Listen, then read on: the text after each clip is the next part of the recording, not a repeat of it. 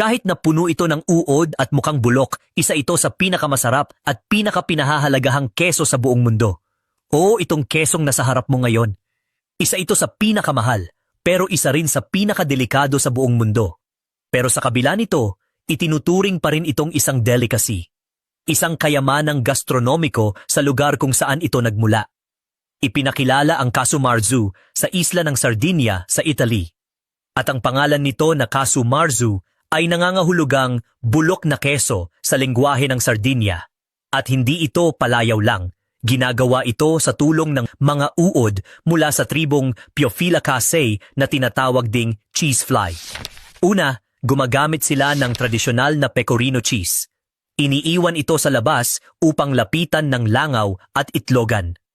Pagkalipas ng ilang araw, mapipisa ang daan-daang itlog at ang mga uod ay magsisimulang kainin at tunawin ang loob ng keso na tumatagal ang proseso ng hindi bababa sa 3 buwan. Sa dulo nito, ang loob ng keso ay magiging malambot at malasa, ngunit tiyak na hindi para sa mahihina ang sikmura.